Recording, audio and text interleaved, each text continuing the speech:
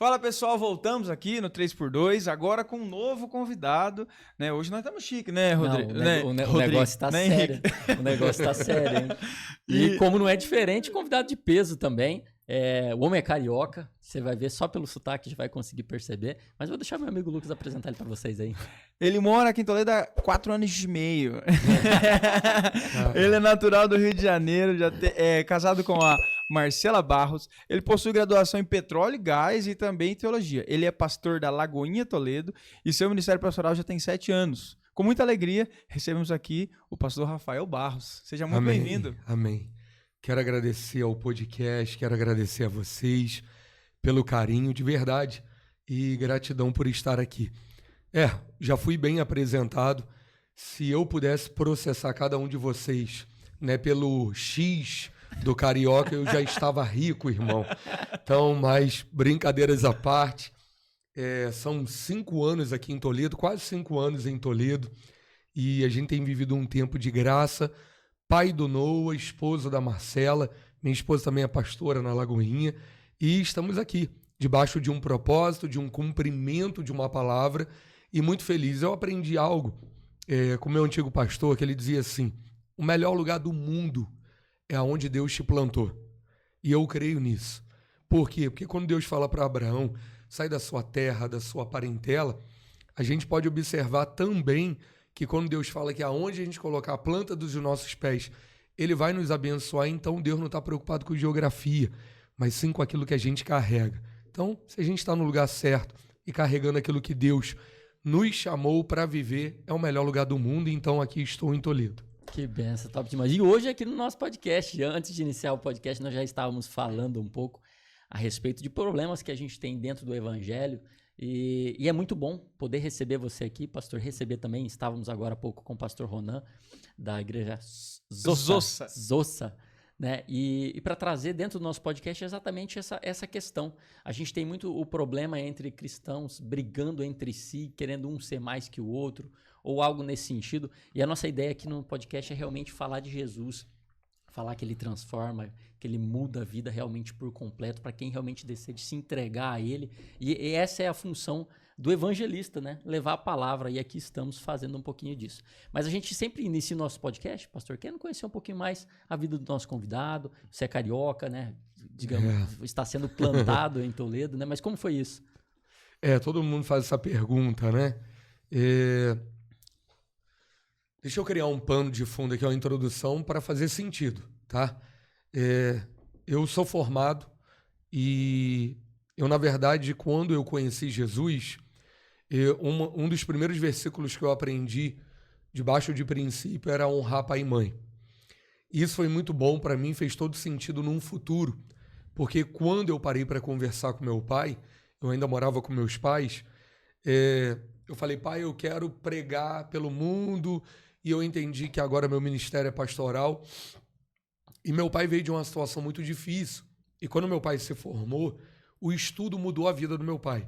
Então meu pai falou o seguinte: olha, eu vou com você para qualquer lugar do mundo para te ver pregar. Mas antes você vai fazer uma faculdade. Então eu me formei, fiz engenharia, me formei.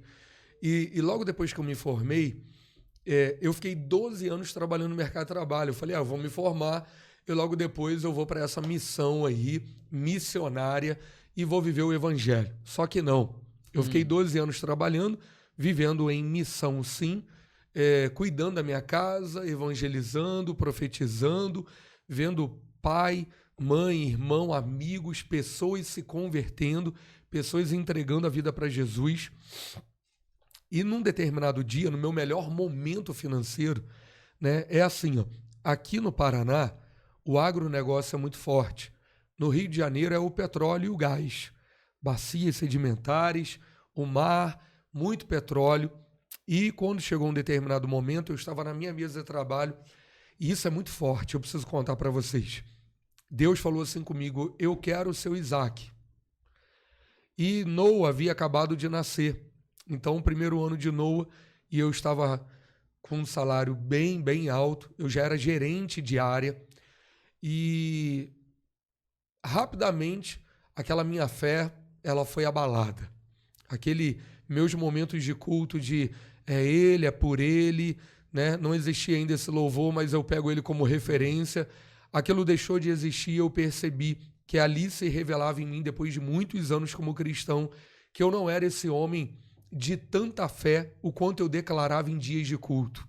E aí se revela em mim uma grande incredulidade, porque eu falei, não, no primeiro ano do meu filho, agora eu tenho um bebê para sustentar, além da minha esposa, e eu falei, eu não vou largar não. Enfim, cheguei em casa, no final do dia, quando eu entrei em casa, minha esposa falou assim para mim, agora é forte, antes de você falar qualquer coisa, eu preciso te falar algo. Hoje pela manhã, o mesmo Deus que falou na mesa com você do seu trabalho, falou comigo enquanto eu estava cuidando da casa. E ele falou que pediu o seu Isaac e você não deu para ele. Mas assim como ele endureceu o coração de Faraó, ele vai endurecer o coração do presidente da sua empresa e ele vai te mandar embora. Nossa. Já tomou uma de cara. Era para rodar, né? E aí eu falei, meu Deus. E aí ela volta a fazer as coisas como nada tivesse acontecido. Acho que 4 dias depois, o presidente da empresa, ele me manda embora e eu quero catucar ele, mas na verdade eu queria catucar Deus. Então eu falei, mas por que você está me mandando embora? E ele falou, eu não sei o motivo, mas eu preciso te mandar embora. Então assim, ele estava literalmente possuído por Deus. Por Deus. E aí eu fui embora. Eu comecei a entender que trabalho e ministério não caminhavam mais juntos.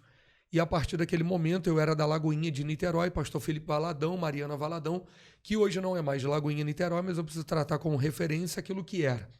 E naquele momento eu sento com o Felipe Valadão, que era o meu pastor, e falo, Felipe, Deus fez isso assim, assim, assim, mas eu entendi que agora eu preciso servir a igreja em tempo integral. E eu lembro até hoje que o pastor falou para mim assim, cara, mas eu não tenho um valor, uma oferta para te oferecer. A igreja nesse momento não tem e nem tem direção de Deus nesse momento para fazer isso. E eu falei, não, eu não vim te pedir um valor, um salário pastoral, nada. Eu vim apenas te comunicar e perguntar se você me permite passar os meus dias em tempo integral servindo a igreja, como se fosse um colaborador da igreja, mas sem receber nada. Essa brincadeira levou 2 anos. Servindo a igreja em tempo integral. E aí eu preciso fazer uma consideração, porque quando eu fui demitido, eu ganhava 14 mil reais. E aí eu já tinha recebido uma proposta para ganhar 19 mil. E quando eu comecei a servir a igreja em tempo integral, eu recebi uma proposta para ganhar 39 mil como gerente geral de uma área, porque eu já tinha 12 anos de experiência, auditor interno, auditor externo. Então, eu já estava no mercado muito bem posicionado. E aí minha esposa até brincou, caramba, 39 mil, Deus não libera nada? Falei, você profetizou lá atrás, você disse que Deus ia fazer, e agora os 39 mil, ela, não, tô brincando. E aí foram 2 anos, cara, que verdadeiramente eu entendi o que era a fé. Porque eu não tinha problema, na verdade eu nunca tive problema financeiro, e foram 2 anos que eu tinha que levantar boleto dentro da igreja, e falando, Deus, cuida de mim, o Senhor me deu visão, o Senhor vai me dar provisão. E nesses 2 anos eu fui sustentado literalmente por fé, por pessoas, porque tudo que eu tinha, Deus falou, eu quero que você entregue. Então até o que eu tinha guardado, Deus falou, eu quero que você entregue. Então assim, algumas coisas a gente sustentou durante alguns meses, mas chegou um período que um pastor amigo meu falou, cara, agora você vai entender o que é fé de verdade. E aí eu passei a viver como homem de fé, né, que a Bíblia tanto ressalta, mostra, enfim. E foi para mim uma experiência incrível. Só que eu comecei a ter uma projeção muito grande, eu comecei a pregar, não só no Rio, mas fora do Rio de Janeiro. A Lagoinha, na época, ela me impulsionou também a isso. E aí, num determinado momento, eu fui convidado para dar treinamento para voluntários aqui na Lagoinha de Cascavel, e era algo que Deus estava colocando muito forte em mim, essa parte de treinar pessoas para amar a sua igreja local, para entender o princípio de honra, o que é servir na sua igreja, o que é amar os seus líderes, né? Porque a igreja, de uma certa forma, ela foi perdendo isso. Mas, enfim, esse é outro momento. E E aí eu vim para dar um treinamento para voluntários e fiquei aqui no domingo pregando pela manhã, acho que foi pela manhã e à noite. E aí passaram alguns meses e estava acontecendo o grupo de crescimento em Toledo. E ele começou a tomar uma proporção, só que no meio de um Covid, e aí alugaram ali o Hotel Olinda e fizeram o Lagoinha Experience. E aí fizeram por inscrição porque tinha todo aquele protocolo de segurança. Só que na inscrição lotou. Chegou ao número máximo do que podia. Novidade, o pessoal queria conhecer mais da Lagoinha então, e já estava sendo feito um trabalho na cidade. Enfim, Lagoinha Experience, fevereiro de 2021, então aluga-se o primeiro galpão e o pastor daqui de Cascavel me liga. Cara, deixa eu te falar algo. Eu oro aqui, vem o seu nome e o nome da Marcela. E se eu orar de novo, é o seu nome e o nome da Marcela. Então eu não sei o que você vai arrumar com o Valadão aí não. Mas eu quero te fazer um convite para vir para cá. E aí eu falei, cara, que loucura. E eu falei, minha esposa vai pirar o cabeção, porque para ela é tudo no Rio de Janeiro, para ela é a família, para ela eu falei, agora a gente vai ver. Deus me provou em 2 anos ao lado dela, ela foi profeta, agora Deus vai provar o coração dela. Porque para mim, se desprender é muito fácil, para ela não. E eu comentei com ela, ela falou, vamos orar, não é assim não. Falei, calma, cara, não leva isso pro emocional, senão vai dar ruim. E aí a gente orou, profetas começaram a se manifestar de tudo que era lado da igreja, fora da igreja, começamos a receber palavras, e aí eu falei, cara, meu pai e minha mãe são muito apegados, e aí agora a gente vai ver. E aí minha própria mãe e meu pai um pouco coração mais duro, muita amizade entre eu, ele e meu irmão, e meu pai começou a entender que era tempo de ir. Então a gente foi abençoado, liberado. Pastor Felipe entendeu. Teve algo muito legal. Eu falei assim, eu acho que é pra gente ficar. Aí Marcela, na segunda-feira, tem um sonho. E ela falou assim, na quarta-feira, 2h da tarde, Pastor Felipe e Pastora Mariana vão te ligar e eles vão pedir para você ficar. Cara, quarta-feira, 2h da tarde, Pastor Felipe me liga. E ela lá no quarto começa a chorar, a falar em línguas. E aí Pastor Felipe, mano, vou te levar para tal lugar, não vai para o Rio Grande do Sul, porque ele tinha um desejo de me deixar em um dos campos da Lagoinha, na época Rio. E aí eu virei para eles e falei, olha, minha esposa sonhou com o que vocês estão fazendo hoje, na segunda-feira. E aí eles abençoaram, a gente veio parar aqui, e aqui começou toda a nossa trajetória. Eu só tive 2 igrejas. Eu me converti, na verdade 3, eu me converti em Macaé, que é a cidade onde é a capital do petróleo, no Rio de Janeiro. Ali eu fiquei 1 ano sendo pastoreado, segunda igreja batista de Macaé. E aí Deus manda eu voltar para a minha cidade natal, que é São Gonçalo, 1.200.000 habitantes, uma das cidades do Rio. E aí eu volto, e aí eu vou conhecer a primeira igreja batista da Trindade, 6.000 membros. Não por grandeza, mas foi aonde Deus me colocou, onde eu conheci minha esposa, minha sogra, enfim. Dali, eu fui para Lagoinha e fiquei mais 7 anos.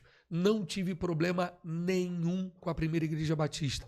Completamente direcionado por Deus, Deus falando, vou te levar para uma nova terra. Debaixo de oração a gente entendeu, saímos bem, fomos abençoados pela nossa igreja. 3.000 pessoas orando por nós ali no culto de domingo à noite. E foi lindo, foi uma benção. Fomos para a Lagoinha e da Lagoinha viemos para cá e assim começou a nossa história aqui. Começamos com 38 membros dentro da igreja. Que benção, que benção. E glória a Deus por isso. Amém. E é tão bom ver quando a gente caminha debaixo do propósito de Deus realmente. Sim. É assim como Abraão, ele te deu o direcionamento e você foi seguindo os passos, né? Mesmo às vezes quando as propostas vêm querendo tirar o nosso cerne, querendo tirar às vezes a nossa visão realmente, porque é muito fácil falar, né? Não, eu vou, mas a hora que você tem uma proposta, né? Aí que é provado ver quem é quem realmente, se você está debaixo do propósito. Isso é muito legal e ver Sim. você cumprindo tudo isso e o que Deus tem feito na tua vida. Muito, muito legal ouvir da tua parte. E eu sentia Deus aqui enquanto você estava falando. Amém, cara. Em todas as coisas, assim, desde quando o chefe foi te mandar embora, que a tua esposa profetizou, eu senti demais Deus nisso. Então é bom quando a gente está na presença de pessoas que a gente pode dizer assim que a gente sente essa presença. Sim. E a gente vê que quando as coisas são direcionadas por Deus, as coisas vão se encaixando, né? Parece que, tipo assim, Você olha e fala, meu Deus, mas ele ficou 2 anos desempregado, tem tudo para dar errado. Mas aí Deus vai suprindo, vai provendo, né? E as coisas vão se encaixando, aí vai para um lugar, vai para o outro, tudo vai se conectando, né? E hoje vocês estão aqui. Porque não era só uma luta interna. Deixa eu destacar isso. Além da luta interna, né, que você luta contra você mesmo, era a luta que havia em volta de nós. Então, assim, o eco era muito grande, as vozes eram muitas. Então, imagina para o meu pai e para minha mãe, um homem formado, pai de família, sacerdote de um lar, agora com um filho pequeno, e agora eu sou voluntário em tempo integral, e aí de um bom salário, de uma boa carreira, agora eu não tenho nada. Não tenho nada no sentido humano e racional. Então, era o tempo inteiro. Você tem certeza? Você tem certeza? Como é que você vai sustentar a tua casa? Então, o questionamento de sempre era, como que você vai sustentar a sua casa? E aí eu falava, cara, eu não estou lutando só no mundo espiritual, eu estou lutando com gente do meu lado. Então isso é uma loucura. Eu saio de uma igreja com 8.000 membros, né, a Lagoinha Niterói, a primeira 6, a segunda 8, e aí eu venho parar numa cidade que eu nunca havia ouvido falar, né? E não falo isso como crítica, nem com desrespeito. E aí eu estou diante de 38, 40 pessoas me olhando, esperando frias, algo de sérias, você. E falando, e aí? E eu falei, não é possível, eu acho que Deus errou, né? Que Deus não errou, claro que não errou, mas a gente às vezes tem uma fala meio mundana, né? Nos momentos de incredulidade a gente solta, né? Você não solta, ele sonda, então tá tudo certo, ele vai ver o que tá podre dentro. E eu falei, vamos para cima. Então eu cheguei, eu sou muito acelerado e eu juntei a aceleração com uma cultura carioca e eu cheguei na cidade e falei, vamos para cima, irmão. Vamos para cima, vamos trabalhar, vamos servir, vamos semear, vamos para cima. Só que o povo se assustou, né? O povo da igreja falou, cara, você é muito acelerado, o pastor vai devagar, e a gente aqui é mais centrado. E aí eu tive que ir entendendo a cultura, tive também que me adaptando a algumas coisas, e aí eu fui trabalhando isso em mim, o Espírito Santo foi ajudando, e a gente foi crescendo e amadurecendo. Que benção. Mas uma coisa que você falou que eu acho que é vital e fundamental na vida do cristão é que vocês sempre estavam em constante oração, buscando esse direcionamento. Porque a gente vive diante de uma cultura que, na verdade, as pessoas têm a mania de sempre orar a hora que o problema já está instaurado, a hora que o caos já veio sobre a vida, a hora que o câncer chega, a hora que o problema financeiro já não tem mais solução, às vezes. Aí vai em busca de Jesus, aí vai para a oração. Mas a gente tem que ter um entendimento que, na verdade, todos os nossos passos têm que ser guiados, né, direcionados pelos céus, porque mesmo passando dificuldade, como talvez você tenha enfrentado nesses 2 períodos, desses 2 anos que você esteve ali servindo realmente, mas Deus estava cuidando de tudo. Por quê? Porque você estava debaixo de oração, você estava debaixo do propósito, né? Então a gente tem que ter essa visão, às vezes, enquanto cristão, que não é para orar quando você já está no problema. Não, ora para Deus te dar a solução antes de entrar no problema, né? Porque ele dá, né, os escapes, as soluções. Te cortei não, né? Não. Tá. Há um tempo atrás eu preguei sobre promessas. E eu sempre falo, quem tem uma promessa tem tudo. Porque quem tem uma promessa tem uma palavra, e quem tem uma palavra tem tudo. E eu já vi pessoas serem sustentadas por palavras que Deus liberou há 10 anos atrás. 10 anos depois, pessoas trouxeram a memória, trouxeram a esperança daquilo que realmente traz paz.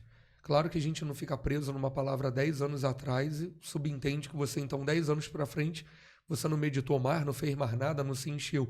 Mas eu conheço pessoas que, por causa de uma palavra, de uma promessa, estão de pé até hoje. E outra coisa, vamos para a Bíblia.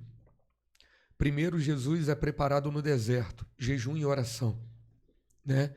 Depois o Espírito leva, na verdade, ele jejua e ora durante 40 dias. E o Espírito leva ele ao deserto. A Bíblia diz que é o Espírito que leva ele. Mas o Espírito só leva ele ao deserto. E ele é tentado e não provado, tentado, a partir do momento que a gente entende que antes houve uma preparação. Por quê? Porque Jesus não se intimida, Jesus não se distrai e Jesus não responde com achismo. Ele responde dizendo, está escrito, ou seja, ele não combate a tentação com o mundo natural, ele combate a tentação com o padrão de Deus. Então ele usa Deus para combater aquilo que tenta ele.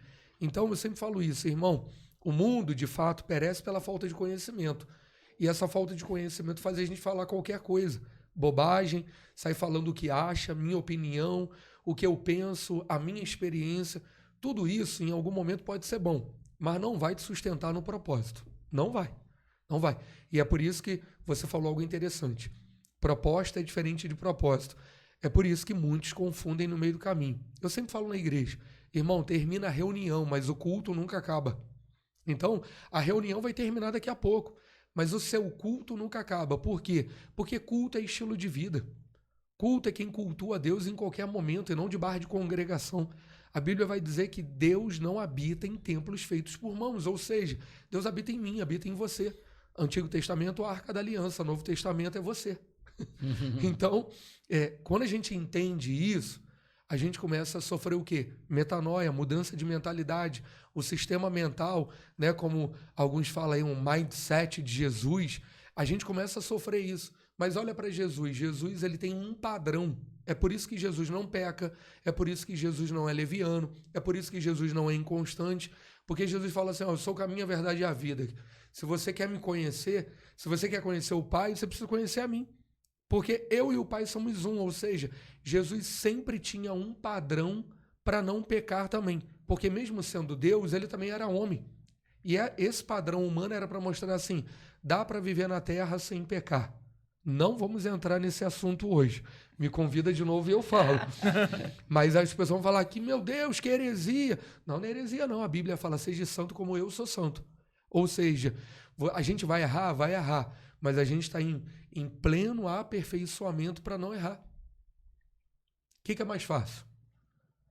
Pecar ou ser santo? Pecar é mais fácil. Pecar é mais fácil? Pela nossa natureza pela sua natureza? humana, vamos dizer assim. Humana, mas você tem natureza humana depois que você sofreu uma transformação?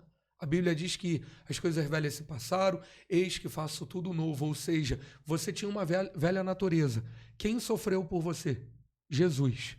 Quem foi para a cruz? Ele. Quem te redimiu? Quem te justificou? Aí a Bíblia vai dizer no Novo Testamento que você e eu somos justiça de Deus.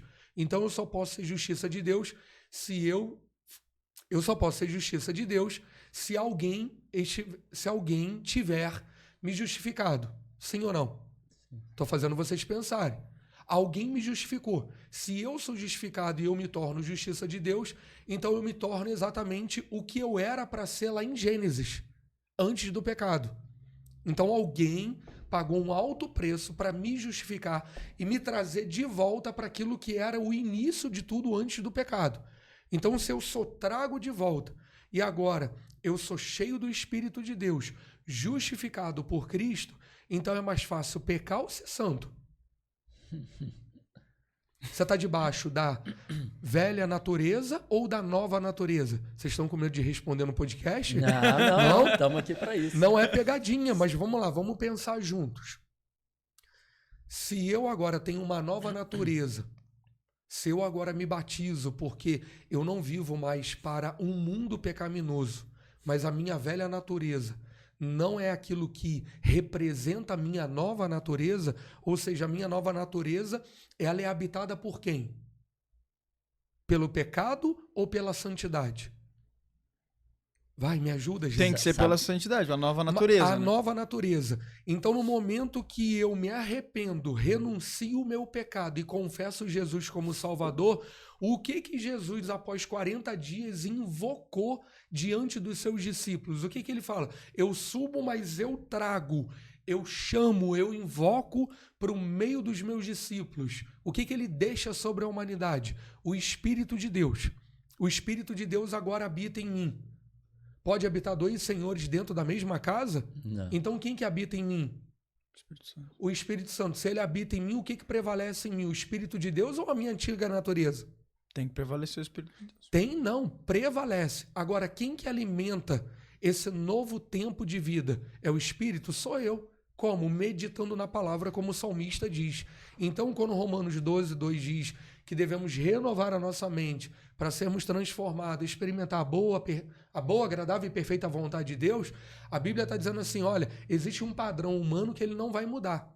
A sua carne não foi convertida, mas agora você tem uma nova natureza, um novo espírito. Então, se você tem um novo espírito, você fala como Jesus, anda como Jesus, se veste como Jesus, você tem postura do padrão do céu. Você falando isso até me veio à mente que a gente comentou até agora há pouco com o pastor Ronan também. E o que eu vejo que a gente encontra muito problema no meio cristão, na nossa geração, na verdade, são as distrações. Né? Sim. Porque o que acontece? Se a pessoa realmente estiver focada na palavra, focada em cumprir o teu propósito, o que Deus colocou sobre a tua história, sobre a tua vida para você fazer, e mais que isso, para você realmente ser um cristão e levar o evangelho para outras pessoas. Mas a gente prefere facilidade, a gente prefere às vezes se distrair com coisas que não vão fazer sentido, a gente prefere alimentar mais a nossa carnalidade, a nossa carne, do que o espírito. E aí que começa a acontecer problemas, aí que a gente começa a desviar o foco, aí que a gente entra no que o Lucas está falando, que é mais fácil, às vezes, ouvir outras vozes do que ouvir a voz de Deus, porque a gente está andando por caminhos que nos mostram mais essa outra face, né? Mas se a gente buscar mais a presença de Jesus, Sim. se a gente buscar mais aonde deve ser buscado, que é na Bíblia Sagrada, muitas vezes as pessoas buscam em pessoas, né? O que é que aquele ou aquele outro está falando? Mas se esquece de realmente consultar as escrituras, que foi o que Deus nos deixou como manual de vida. Esses dias eu até ministrei lá no Louvorzão, que a gente esteve com o pessoal lá, a respeito de Davi. Davi, ele era um homem segundo o coração de Deus, mas um dia ele decidiu deixar de cumprir o propósito dele. Ele decidiu ficar no palácio ao invés de estar junto com seus combatentes lá, guerreando, buscando por mais território, que foi o Senhor que tinha pedido para ele. E quando ele deixou isso, a carne dele foi fortificada e o espírito foi enfraquecido. Enfim, Davi acaba caindo, né, olhando Batseba, e ele deu vazão para o pecado vir sobre a vida dele, e aí ele se viu num lamaçal de pecado, e aí sim, depois ele se encontra... Uma sucessão de erros. numa sucessão de erros. E isso que eu vejo que acontece muito com o cristão. Às vezes a gente abre uma brechinha aqui. Não tem nada a ver. Não tem nada a ver, isso aqui, tranquilo, né? E quando a gente vai ver, a gente já tá mais carne do que espírito, né? Sim. O Espírito Santo que a gente acha que habita, talvez já saiu faz muito tempo, assim como foi com Sansão. Sansão achava que ainda o Espírito estava com ele, mas já tinha saído. Saul. Exatamente. Ó, deixa eu te falar uma coisa. Falar para Lucas aqui. Lucas ficou assustado com o que eu tava falando. Não, eu gosto porque Você jogou a bomba. Você jogou a bomba no colo dele. porque o evangelho é isso mesmo, é confronto. Eu gosto. Cara, presta atenção. Quando você diz assim, é mais fácil pecar, isso não quer dizer que você está numa condição pecaminosa. Isso quer dizer que às vezes a gente ainda tem, tá? E eu me incluo nisso, uma mente muito religiosa para alguns padrões. Se eu acordo, se eu medito na palavra, se eu me encho do Espírito Santo, se aquela palavra vai trazer para mim sabedoria, conhecimento e revelação. Eu sou habitado, a minha habitação é o Espírito de Deus. Eu tenho os frutos, eu tenho o fruto, não os frutos, o fruto do Espírito, em vários gominhos. Por que é mais fácil eu pecar se eu estou cheio da presença de Deus? Não é mais fácil eu pecar. É mais fácil eu ser santo, porque a minha nova natureza, ela vai apontar através de Cristo, através do Espírito, o alerta, a direção, o convencimento de todo pecado. Por que quando a gente se converte, a gente entende, opa, isso que eu fazia eu não faço mais. Isso que eu falava eu não falo mais. Esse tipo de roupa que eu vestia, eu não visto mais. Vou falar como homem. A gente vai pra academia e fica lá bonitão e quer tirar foto dos gominhos. Aí o Espírito Santo vem depois da sua conversão. Não tira não. Guarda o teu corpo. É templo do Espírito. Guarda para tua esposa. Guarda para tua futura esposa. Por que o Espírito faz isso? Porque você vivia numa velha aliança. E eu não estou falando de Antigo Testamento. Eu estou falando de uma aliança realmente caída. Uma aliança pecaminosa. Uma aliança onde Deus não considera o tempo da ignorância, mas no novo tempo, que o pessoal acha que o tempo da graça é o tempo da libertinagem, é o tempo da graça onde eu posso fazer tudo sem ser cobrado por um juízo de Deus que é mais fácil. Não é mais fácil. É a ideia de fechar a brecha. Jesus vem e fala, olha, eu não vim para ser contra a lei. Até porque a lei lá atrás, através dos profetas, apontava para mim. Mas, se antes você, né, adulterava e era um problema, você ia pagar, ter consequências pela lei, agora, irmão, desvia os teus olhos. Porque a Bíblia vai dizer que o seu corpo ele vai ser bom se os seus olhos forem bons. E o seu corpo vai ser ruim se seu corpo vai ser mau se seus olhos forem maus. Porque você não pode servir a dois senhores. Então o negócio apertou para a gente depois de Jesus. Não melhorou, não. A diferença é que agora a bola de fogo não desce e te mata. Quando você peca. Ou Deus fala, daqui tá ruim, deixa que eu resolvo. Agora é com misericórdia, é com compaixão, pelo arrependimento. Por quê? Porque o cordeiro foi entregue. Então, a brecha é para ser fechada. É fácil? Aí eu entraria no outro ponto. É fácil nos dias de hoje? Não, tá difícil demais. Ser crente é fácil? Não, não é fácil. Mas mais difícil é pecar, irmão. Se a gente entrar numa casa de prostituição, a gente tem que pagar para entrar? Para poder sair com uma menina, com uma prostituta, tem que pagar? Sim ou não? Sim. Sim. Se a gente fumar um cigarro, tem que pagar? Sim. Sim ou não? Sim. Sim. Tá, vou dar 2 exemplos. Não vou fazer... Eu tô rindo que me veio algo à mente. Vou fazer polêmica não, mas vamos lá. Vou ficar só nos 2 aqui. Então você paga para pecar. Sim ou não? Sim. Nesses Sim. casos, sim. Vocês estão achando que é pegadinho que eu tô falando? Não. Você paga. Para pecar, você paga. Agora, para estar na presença de Deus é de graça. Sim. Porque alguém pagou um preço. E alguém foi Cristo. Ou seja, quando eu falo isso na igreja, irmão, a religiosidade que é quebrada é muito grande. Porque eu falo, o que é mais fácil? Pecar ou ser santo? A pessoa, pecar, pastor. Aí eu falo, não, até para pecar você paga. Agora a graça não, ela está aí disponível para todos, para quem se arrepende. Só que se arrepender te leva para um caminho estreito, uma porta que não é larga. Existe renúncia, trabalho, existe realmente confronto, existe algo que você era, mas você não é mais. Falava, mas não fala mais. Usava, mas não usa mais. E aí a sua carne está ali o tempo inteiro, tentando brigar com você, tentando ali. E aí a Bíblia vai dizer o quê? O que você alimenta mais? Porque numa nova aliança, num novo tempo, onde você agora é templo, santo, cheio do Espírito de Deus, você precisa alimentar. Não, é de graça, mas existe uma ação nossa.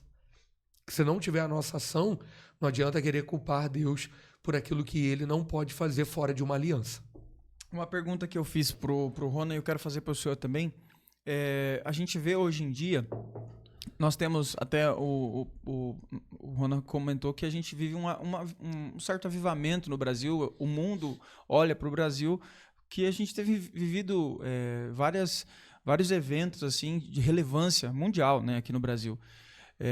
Mas a gente também vê um certo esfriamento em alguns lugares. Algumas igrejas que se perderam um pouco na caminhada, algumas coisas. Infelizmente, a gente vê acontecendo muitas coisas. E indo nessa linha que o senhor falou, é mais fácil pecar? Desculpa. Não, é mais fácil pecar, como é que é? É mais fácil ser santo. É mais fácil ser santo.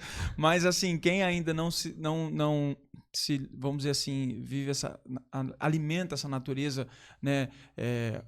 Quem alimenta essa natureza pecaminosa ainda, por que está existindo isso tanto ainda hoje, nos dias de hoje? Por que o senhor acha que se deve esse esfriamento dentro de alguns locais, algumas igrejas? Então, primeiro porque é bíblico, né? A Bíblia vai dizer que o amor de muitos se esfriaria nos últimos dias. E não é uma falácia, mas Jesus de fato está voltando e os sinais estão aí. Sobre avivamento, eu tenho muito cuidado com avivamento e movimento. Há uma diferença muito grande entre grandes movimentos que a própria mídia cristã, faz um grande sensacionalismo, porque ali se reuniram bons cantores, ali se reuniram bons pregadores, mas no final daquilo tudo, todo mundo volta para casa e todo mundo tem uma igreja local. Então, eu não desconsidero que Deus possa estar trazendo um grande avivamento. Mas avivamento, para mim, são pessoas que são avivadas no secreto e quando elas se juntam, há um grande avivamento. Só que avivamento, no meu conceito, é quando algo em volta muda. Porque senão a gente faz grandes movimentos, grandes encontros no Brasil, eu não estou desconsiderando e nem criticando, Porque por que não fazer grandes encontros e grandes movimentos? Porque isso vai atrair mais jovem, vai atrair mais família e, de repente, de um grande movimento, a pessoa ali vai se reconciliar com Deus ou até mesmo é ativada para poder realmente congregar em uma igreja local perto da sua casa. Mas eu tenho muito cuidado, porque os grandes avivamentos que aconteceram, eles não mudavam um movimento de um dia, eles mudavam uma cidade, mudavam um bairro. E nesses avivamentos, quase sempre índices muito altos, eles caíam. Então, se a cidade era muito violenta, diminuía a violência da cidade.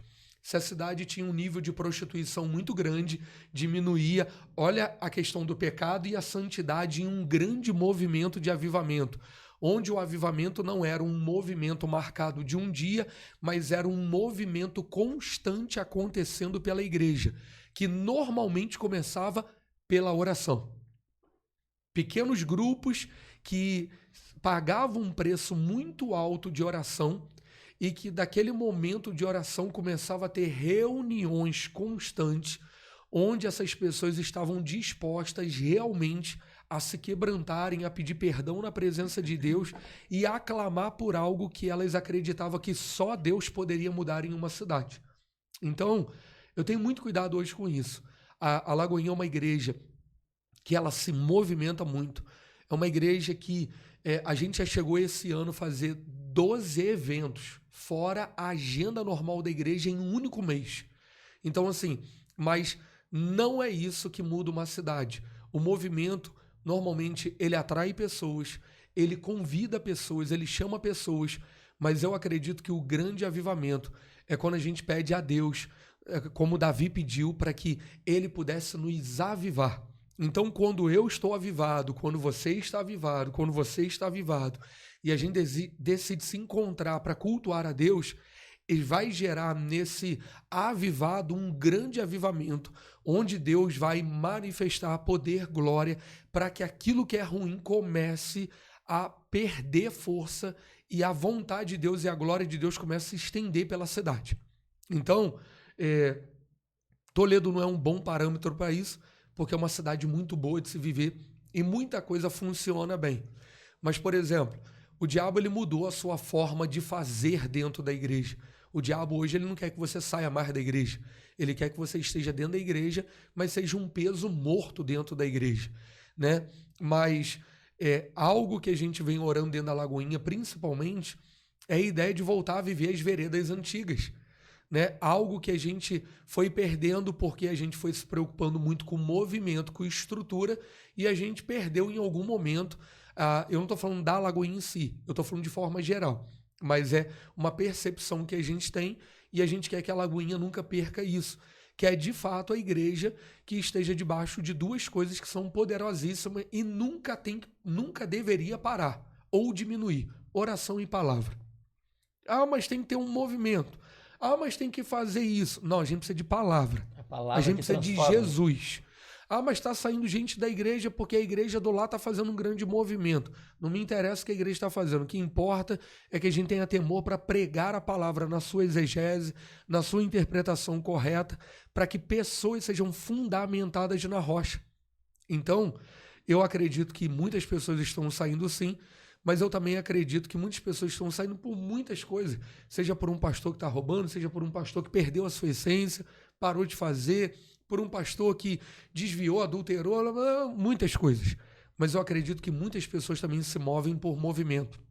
E aí eu vou te falar uma coisa, vai com Deus, queridão, porque isso só revela que você nunca foi alguém que deveria pertencer à igreja. Você veio pelo movimento, você veio pelo dia, você veio porque agora é novidade. Então, a nossa busca não é por isso. E isso dá mais trabalho, Lucas. Isso dá muito trabalho. Por quê? A gente tem que desconstruir para começar a construir um único altar. São muitos altares que as pessoas trazem. E aí, a gente precisa realmente tirar esse bezerro de ouro, que é essa religiosidade, esse fanatismo por muita coisa, essa idolatria. Cara, vamos ser sinceros. Eu preciso, e por favor, tá? Eu sei o que eu estou falando aqui com muita propriedade, como eu sei que a Igreja Missão na segunda-feira tem um trabalho lindo ali com os caras que às vezes eu fico até babando, né? Eu falo, pô, eu queria trazer esse cara aqui. Mas eu entendo que cada igreja, ela também debaixo de um pastoreio, de uma visão, está discernindo o tempo que está sendo vivido. Então, por exemplo, a gente está num tempo agora com a Lagoinha que ela estabeleceu. E depois de 5 anos, nesses 5 anos, a igreja sempre criou raízes para um lugar onde ninguém está vendo. Então, você chega num culto da Lagoinha, você não vai ver 600 membros. Você vai ver 200 e poucos membros num culto, 100 e pouco no outro 90 pessoas. E assim a igreja tem um movimento semanal onde nós estamos debaixo de uma direção que igreja não é para se alugar e se abrir em dia de culto, mas é para que ela flua todos os dias. Então a Lagoinha hoje ela só não abre na sexta-feira. Segunda, terça, quarta, quinta, sábado, domingo de manhã, domingo à noite, você vai ter movimento de oração 6 horas da manhã, você vai ter movimento de mulheres 3 horas da tarde, cursos acontecendo, seminário teológico, culto fé durante a semana, culto no final de semana com os jovens, domingo pela manhã tem culto, domingo à noite tem culto, e eu não abro mão disso. Por que eu não abro mão disso? E agora eu vou falar algo que eu vi através de um pastor. Ah, pastor, eu só tenho culto aqui domingo à noite e não tem mais nenhum dia. Por quê? Porque ele quer que todos os membros se reúnam domingo à noite para ele dizer que a igreja dele está cheia. E eu não quero isso. Tem gente que vai no culto de manhã, eu tenho 90 pessoas pela manhã. À noite eu tenho a igreja praticamente completamente cheia. E aí quem vai de manhã não vai à noite. Porque em Toledo o pessoal é muito territorial. Se eu fui de manhã, eu não preciso ir à noite. Se eu fui à noite, eu não preciso de manhã. Se eu fui na quarta, dependendo da semana, eu não preciso nem domingo de manhã, nem domingo à noite. E tá tudo bem, não estou aqui criticando. É religiosidade. Você não tem que morar dentro da igreja, seu maior ministério é a família, mas você tem que entender, irmão, que igreja não é secundária, é prioridade. Vida de crente. Se não for com a família desfrutando de algo bom, é na igreja. Ai, pastor, misericórdia. É na igreja, irmão. Você quer passar a tua vida onde? No mundo, de novo, da onde Deus te tirou lá da lama, é a igreja. Fica um mês sem a igreja. Você já começa a falar diferente, já tem um olhar diferente, tua face já começa a mudar. Por quê? Porque o espírito saiu? Não, mas porque a sua atitude, ela começa a ser diferente. Fica 2 meses sem a igreja, você fala assim, tô frio. Você já começa a questionar o que você não questionava, o que você obedecia, você questiona. Você já começa a olhar para o irmão achando que ele não está fazendo tão bem quanto você faria. Então a igreja é lugar dos santos. A Bíblia diz que a igreja é lugar onde a gente congrega, aonde a gente se reúne com os nossos irmãos. Não é uma palavra de emoção, é uma palavra bíblica. Ou seja, a maior ferramenta do mundo é a igreja. E aí, para concluir essa parte, o que eu queria dizer é o seguinte: movimento é muito bom, mas não existe nada melhor do que a sua igreja local. Porque você vai para um grande evento, não é aquele pastor que está te pastoreando, não é aqueles cantores que estão cuidando de você. Irmão, quem está pastoreando você é o cara que está lá todo dia na sua igreja. É o cara que gasta 30 dias do mês para acordar cedo, dorme tarde. A vida dele é igual de um médico. Que no dia da folga, ele diz que é o dia da folga dele, e você fala assim, pastor, eu sei que é o dia da tua folga, né? E não é nada demais, mas será que você poderia? Aí você com o coração, às vezes, fica ali molengo, você fala, não, irmão, tudo bem, o que houve? Vamos lá. Aí não é nada demais mesmo você falar, miséria dos infernos, por que eu recebi essa mensagem, por que eu respondi? Você quer matar a tua ovelha. Mas é esse, cara. Esse é o verdadeiro avivamento que você tem que viver com a tua igreja. É você ir para a tua igreja e falar assim, hoje eu vou glorificar como eu nunca glorifiquei na minha vida. A Bíblia diz em Salmos que o Deus de Israel habitava no meio dos louvores. Ô, irmão, se a gente está louvando mesmo no meio da tempestade, se a gente está dando glória a Deus, eu sempre falo lá na igreja, eu falo, irmão, se você não está dando glória a Deus para aquilo que está sendo pregado essa noite, então não vai ser a igreja que vai mudar você. Porque você chegou até aqui. Você chegou com um peso dentro dessa igreja e você tem tudo para sair diferente essa noite desse lugar ou de manhã desse lugar. A mochila está pesada, mas libera ela. Veio para Emaús, voltou para Emaús, quando partiu o pão tudo mudou, ficou mais leve, você voltou correndo. Volta correndo para casa com uma mentalidade diferente. Por quê? Porque a palavra muda, ela transforma a sua mente. Ou seja, eu amo avivamento, cara, e eu quero muito que Toledo viva um grande avivamento em região. Agora, avivamento não é movimento. Avivamento é encontro de pessoas avivadas que, quando se reúnem pelo mesmo propósito, pela mesma unidade, um espírito intensifica a sua oração para que as igrejas coletivamente, no momento da adoração, virem unidade. Aí a gente vai viver avivamento. Aí a gente vai ter um prefeito aos pés da cruz, a gente vai ver uma Câmara de Vereadores se convertendo, entregando o coração para Jesus. Alguns já são, eu sei, eu tenho amigos, mas a gente vai ver um verdadeiro avivamento. Tô pegando pesado não, Você né? imaginou um negócio desse? Isso tudo depende de nós. Sim, depende de nós. Então eu tenho muito cuidado com movimentos. Ah, tá tendo um grande movimento. Dunamis faz um grande movimento, lota estádio. Tem as meninas lá do Rio, lá, acho que... Os 4 lá, né? 4, né? Faz um grande... Cara, aquilo é lindo de verdade. Eu falo de todo o meu coração. Aquilo é lindo. Tem gente criticando. Ah, ganha isso. Foi patrocinada por isso. Ah, não sei o que. Irmão, critica quem não faz nada. Quem tá sentado sem fazer nada. Eu acho lindo, eu não tô aqui para criticar. Por quê? Porque um dia Deus pode me colocar dentro do estádio para fazer um grande movimento desse. Então eu não vou criticar. Não porque Deus pode fazer em mim, mas porque é lindo, cara. Alguém tá trocando o cigarro, a prostituição, a mentira, a avareza, a vaidade por um lugar de adoração. É uma tarde só. Tudo bem, só que aquilo não é avivamento. Aquilo é um grande encontro de igreja para adorar a Deus, para clamar a Deus, que pode, através daquele movimento, se tornar um grande avivamento para a cidade. Porque, irmão, vou falar como pastor, você vai para um grande movimento desse, tudo bem, amém, lindo, tá mais do que abençoado por mim, mas no final você volta para a igreja local, onde eu estou tirando o carrapato de você 30 dias, né, do mês ali. Sou eu que passo 365 dias com você ali, te amando, cuidando, protegendo, discipulando, exortando, confrontando, te ouvindo, errando com você, amadurecendo, crescendo. Então, irmão, eu acho que avivamento, na minha humilde opinião, é muito mais do que grandes movimentos. E sobre essa frieza, muitos esfriariam nos últimos dias. A seara é grande. Poucos são os ceifeiros, os trabalhadores. Mas sabe o que é lindo? É que na seara existe um dono, pode ir lá. E o dono da seara continua sendo Deus. Irmão, se ele falou que poucos seriam os trabalhadores, mas ele é o dono da seara, então tá tudo bem. Quer dizer que ele continua tendo controle de tudo. É isso.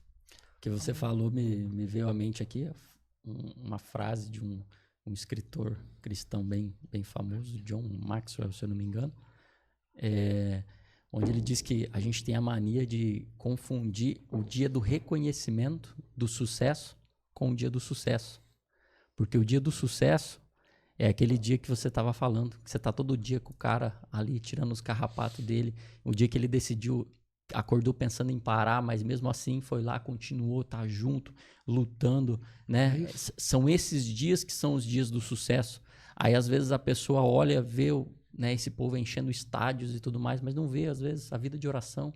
Às vezes não vê o dia em que ela estava desanimada, pensando em parar, pensando em desistir, mas mesmo assim continuou. Então é sobre isso mesmo. Eu queria colocar uma outra coisa aqui para a gente comentar também. No livro de 2 Reis 6:16, Eliseu diz que maior é o que está conosco do que o está com eles. Em 1 João 4:4 também nos diz que aquele que está em vós é maior do que o está no mundo. Mas a gente, enquanto cristão, muitas vezes nos bate o desespero, nos bate o medo, nos bate a aflição. Eu queria que você nos ajudasse a entender isso. Por que às vezes a gente não se apega em palavras como essa? Ou talvez é porque a gente não conhece essas palavras, que a gente negligencia textos como esse, de entender que Deus, ele tem poder para tudo, né? Às vezes ele permite algumas coisas acontecer na nossa vida, mas nada foge do controle dele, né? E o cristão às vezes vive com muito medo de muita coisa e não deveria viver. Faria isso em 10 segundos. Falta de leitura bíblica e de meditação. A palavra de Deus em 1 Pedro 2, do 9 ao 10 diz assim: vocês, porém, são geração eleita, sacerdócio real, nação santa, povo exclusivo de Deus, para anunciar as grandezas daqueles que os chamou das trevas para a sua maravilhosa luz. Antes vocês nem sequer eram um povo, mas agora são povo de Deus. Não havia recebido misericórdia, mas agora receberam. Ou seja, há uma palavra que não é só uma palavra positiva, mas é uma afirmação bíblica, que nós somos o povo de Deus. E Deus tem aliança com quem tem aliança com ele. A gente experimenta de Cristo e a partir desse momento a gente agora recebe sandálias, porque a gente não é mais escravo. A gente recebe vestes novas e Deus coloca uma aliança no nosso dedo. Irmão, aliança não é uma condição contratual. Aliança com Deus é algo infinito e eterno. E para viver essa aliança, a gente precisa meditar diariamente na palavra. Porque se a gente não meditar na palavra, a gente não sofre a renovação que eu falei. Então a gente fica vivendo o padrão humano. E aí, o crente, eu também não vou entrar nesse detalhe, mas o crente ele não pode ser possuído. Crente de verdade, não. Quem tem aliança de sangue com Deus, não. Com Cristo, não. Mas a gente o tempo inteiro sofre uma coisa que o diabo está tentando, que é oprimir, opressão. E ele vem com a opressão e ele sabe aonde a gente é mais fraco e aonde a gente é mais forte. E aonde a gente é mais fraco, ele vai tentar oprimir, ele vai tentar causar, ele vai tentar destruir. E aí a pergunta é, você está meditando diariamente na palavra de Deus? Porque se você não meditar, é menos um dia de alimento, e menos um dia de alimento é mais um dia de força do mundo para tentar desestruturar.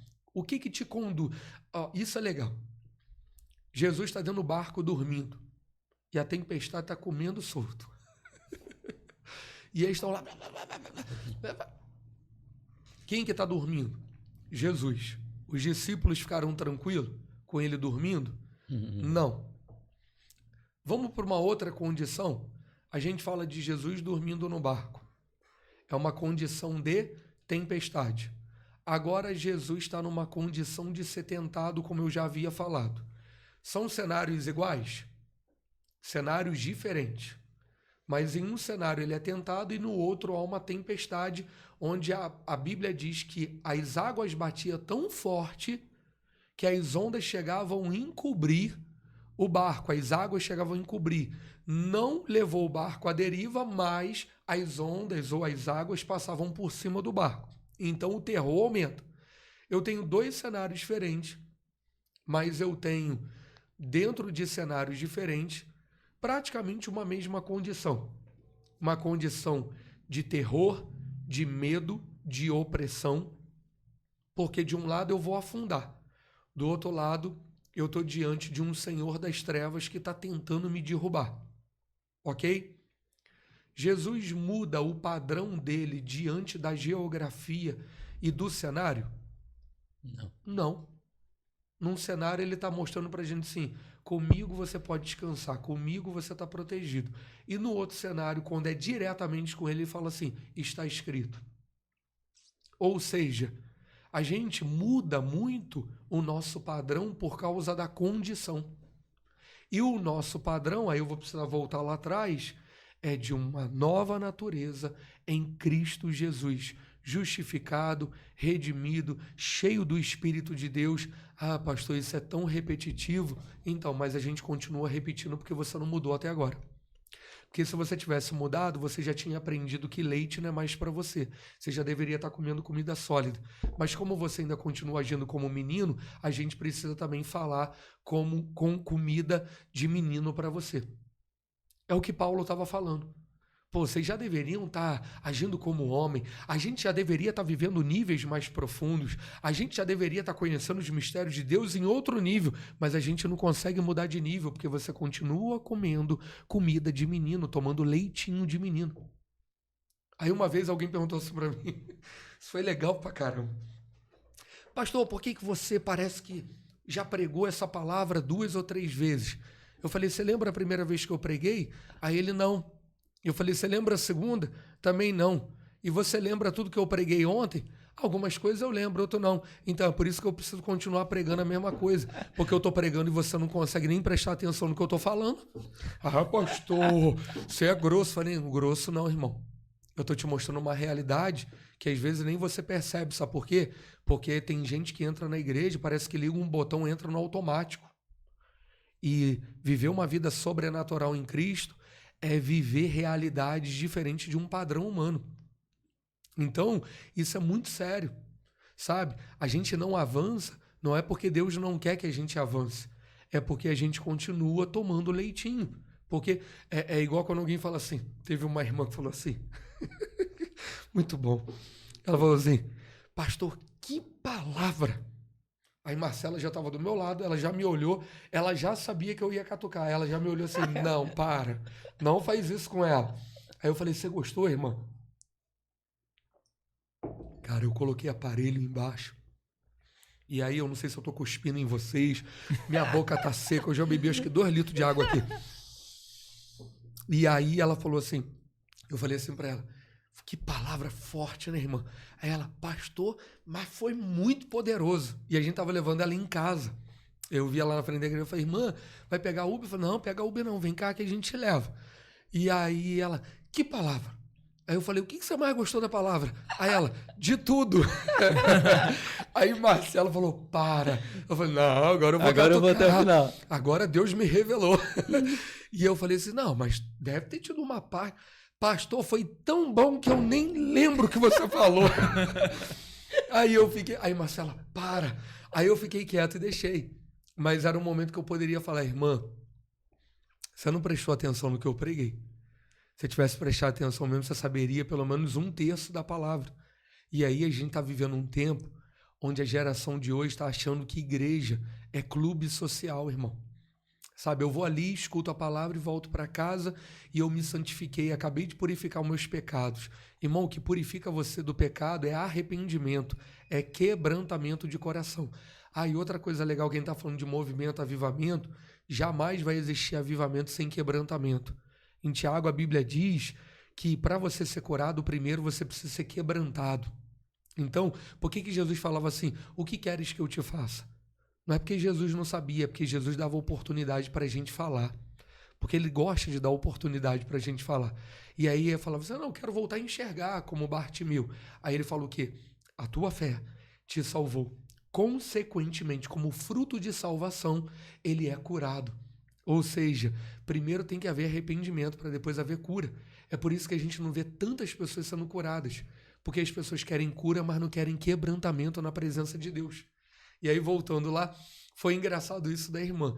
Então, eu acredito que muito mais do que a gente ouvir uma fatia do bolo que o pastor está pregando, porque o pastor come o bolo a semana toda, irmão. Vocês comem uma fatia, 2 no máximo. O que o seu pastor está fazendo lá na missão? Ele está dizendo, cara, eu estou ativando a tua vida. Cara, eu estou te dando uma direção para essa semana. Eu estou dizendo que essa palavra vai fazer você viver a melhor semana da tua vida. Não, pastor, mas segunda-feira foi um inferno. Mas foi um inferno para você poder declarar que você vai viver a melhor semana da tua vida. Porque foi liberada uma palavra sobre você. Mas a gente não. A gente pega, foi legal, né, aquela palavra. A gente não faz mais como antigamente, cara. Levar um caderninho para a igreja. Eu não estou falando por todos, tá? Por favor, senão eu seria muito ignorante com a minha fala. Mas a gente não leva mais aquele caderninho para a igreja para anotar o que o pastor está falando. E se o pastor pregar durante um ano inteiro, a gente tá assim, pastor, quando que a gente vai convidar alguém de fora? Cara, antigamente a gente ficava 5, 10 anos ouvindo o mesmo pastor e a gente amava. Hoje é um movimento. Eu preciso levar alguém. E volto a falar. Não estou me justificando, mas estou defendendo. Sei o que o pastor está fazendo lá. Vamos fazer uma segunda profética, vamos fazer uma segunda. Existe um tempo para aquilo dali. Uma hora ele vai falar, foi bom, nos alimentamos, foi bom gerar esse movimento. É tão bom receber alguém de fora. Cara, vocês levaram agora recentemente, foi o Raik. O Raik. Pô, o Raik é demais. Cara, é demais, é um profeta e um pastor de Deus ali demais. Eu não fiquei sabendo, se eu ficasse sabendo eu tinha ido. Por quê? Porque você idolatra o cara? Não, porque eu quero beber da onde esse cara também está sendo usado por Deus. Mas chega um momento que a gente precisa entender o seguinte, cara, eu preciso ouvir o meu pastor. Eu preciso ouvir o cara que caminha comigo, que cheira o meu pecado. Ele sabe de perto, fala, tá cheirando, tá fedendo, hein? Tem pecado aí. Então, a galera não está meditando na palavra. A galera tá pegando podcast, a galera tá pegando um momento de frases prontas, frases de efeito, que eu amo, mas dentro de um contexto bíblico, que eu prefiro falar de revelação do que frase de efeito. Mas acabou aquilo dali, é a aspirina do dia, irmão, é a dose do dia que a galera tá. Aí tem uma outra coisa que é muito perigosa e eu preciso falar. Agora é o devocional, é o café com Deus. E aí a galera, né? Não, eu faço devocional toda manhã. Tá, como é que é sua devocional? Eu pego aquele versículo, leio, ele me dá uma aplicação em cima do versículo, aquela aplicação eu guardo para mim e ali partiu o dia. Não, irmão. Você não lê um capítulo por dia da Bíblia? Já fala até em línguas para justificar. Irmão, é um capítulo por dia no mínimo. Porque texto fora de contexto é pretexto. E aí você vai ficar se justificando o dia todo. Quando alguém te confrontar, quando você precisar passar por um processo. Aí entra a geração tão mimada. Por quê? Leitinho, irmão, não aguenta esse mundo. É pancadaria. É tiro, porrada e bomba todo dia. E o diabo tá aí, ó, tentando. Enquanto a igreja está saqueando o inferno para povoar o céu, o diabo tá tentando saquear o céu para povoar o inferno. Aí qualquer coisa, ai, eu vou sair. Ai, eu não gostei. Ai, o pastor foi mais duro comigo. Ai, você quer o quê? Um pastor mole? Para ele ficar doente igual você? Um pastor que vai na sua palavra, nas suas emoções e amanhã tá com síndrome de pânico, crise de ansiedade, porque tá absorvendo o teu problema? Ô, irmão, deixa eu falar uma coisa. Eu não sou bom pastor, eu sou pastor de igreja. O bom pastor já deu a vida por você e por mim, então não tem que dar a vida por ninguém. Tem que dar direcionamento, né? Fiquei com a raiva agora. Você que é a ovelha do pastor Rafael, se prepara que ele não fico com raiva não. Que ele mas, tá assim, afiado. Entende? Quando a gente começa a conversar isso com mais tranquilidade aqui e colocar na mesa mesmo, a gente percebe, cara, o quanto as pessoas estão doentes porque não mudaram o nível para comida sólida. E aí a gente vê tudo isso. Por que a gente não tem essa palavra no nosso coração? A gente tem, mas palavra sem prática é só letra, é só verbo. Então, assim, verbo, quando ele foi encarnado para dizer assim, o verbo é uma pessoa, irmão. Quando João vai dizer, no primeiro capítulo do livro ali, de João vai dizer assim, então, no início era verbo, o verbo se fez carne.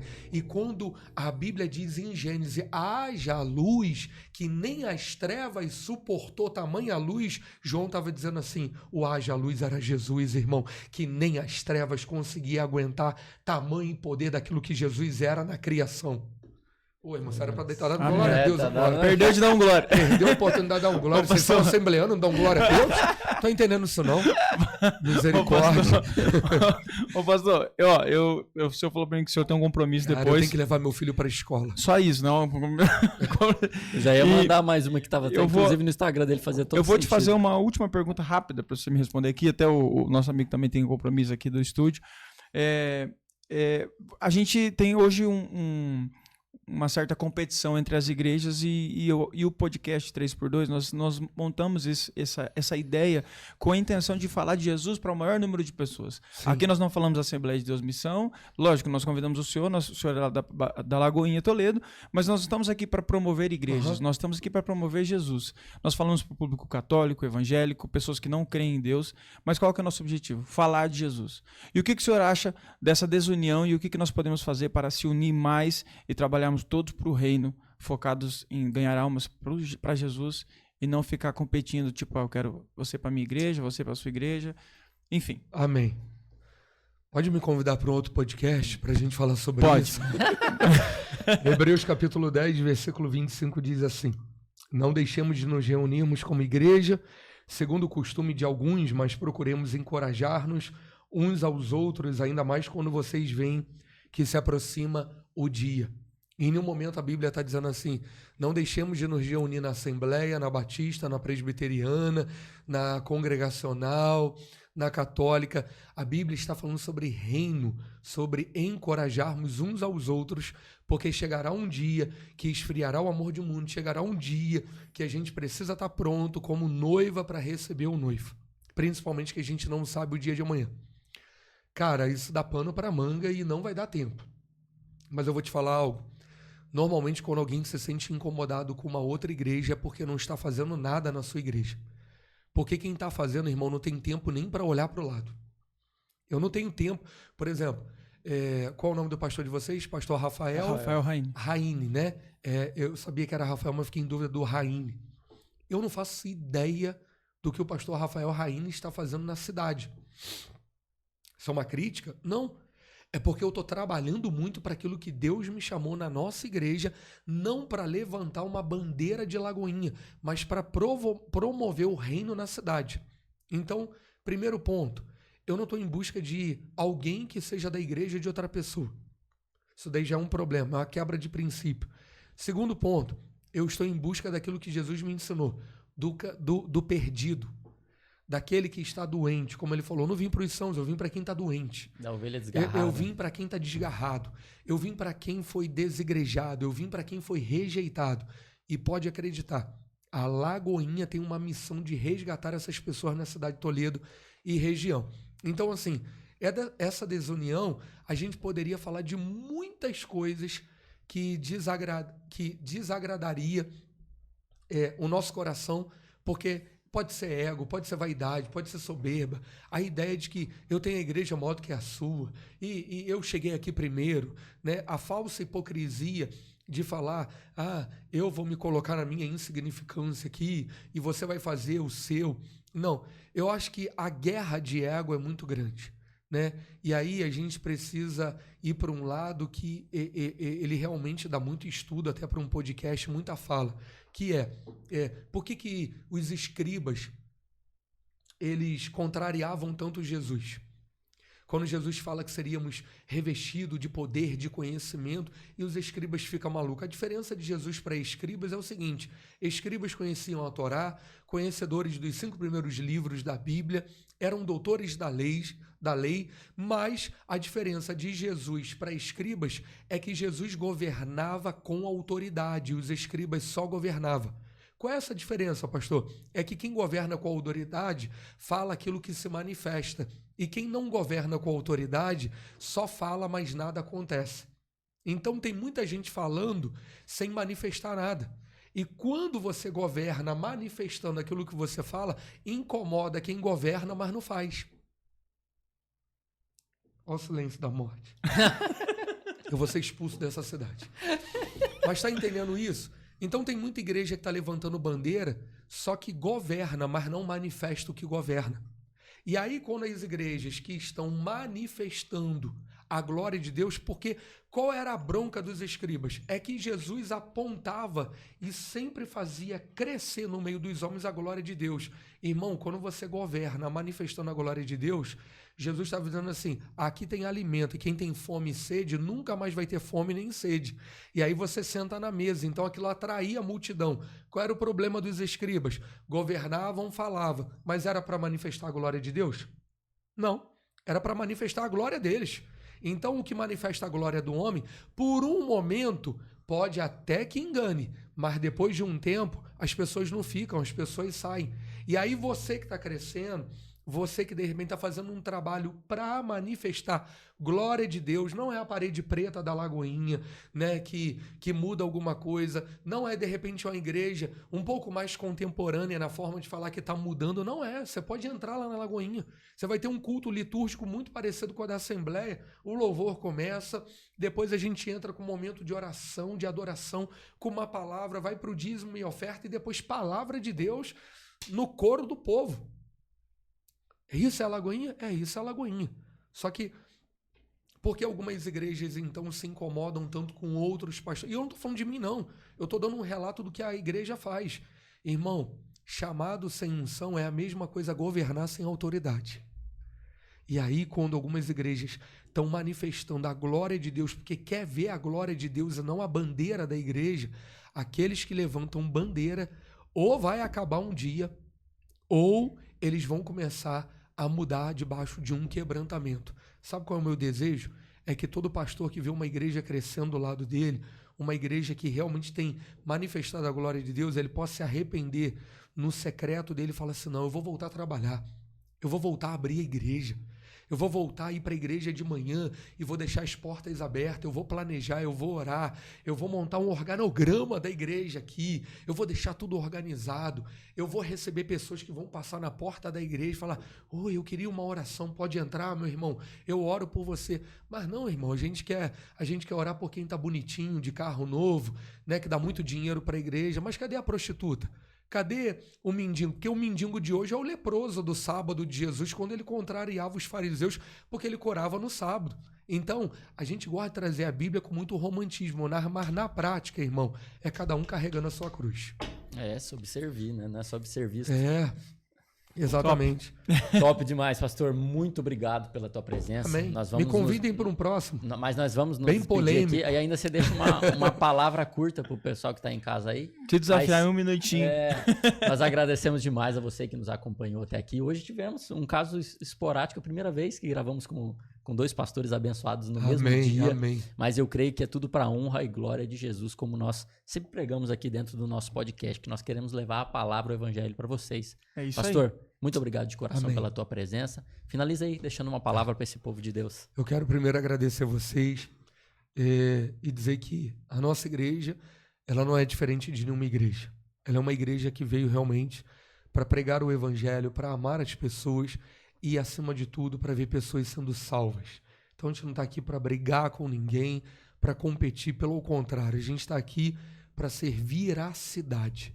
Essa é a nossa grande missão. Eu quero deixar uma palavra para você que está em João, acho que 15:5. Me ajudem aí enquanto eu falo. 15:5. Eu sou a videira, vós sois os ramos. Aquele que está em mim, eu nele, esse dá muito fruto. E aquele que não está em mim, nada podeis fazer. Quero dizer que Jesus é real, Jesus transforma e Ele quer ter uma aliança com você. Ele te ama independente da sua condição e da sua dignidade. Muitos não estão na igreja porque acham que não é digno de estar na presença de Deus.